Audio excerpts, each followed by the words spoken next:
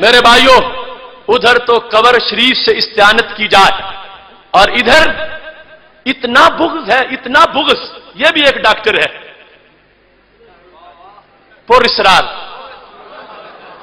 بیان القرآن، تفسیر اس کا نام رکھا ہوا ہے، اور لکھتا اس میں کیا ہے؟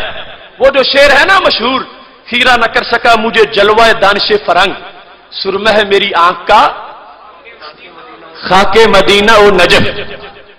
اب ہم جھوٹے ہیں، اس بندے نے لفظ مدینہ شعر سے کاٹ دیا،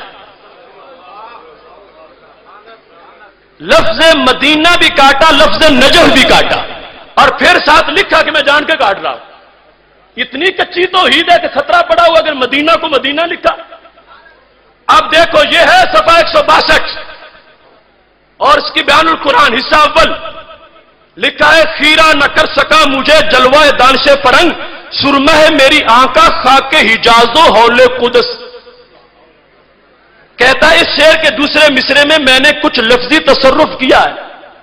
اتنی بدبختی کہ جہاں مدینہ تھا کہ خاک مدینہ سے سمجھتا کہ شرک ضرور آ جائے گا، کہ خاک مدینہ کو اگر سرما کہا جائے تو سمجھتا ہے توحید کو خطرہ ہے، اور نجف کی خاک کو اگر سرما کہا جائے تو کہتا ہے توحید کو خطرہ ہے. اب بتاؤ ہم ان کا کیا کر سکتے ہیں؟ اتنے خطرات، اتنے خدشات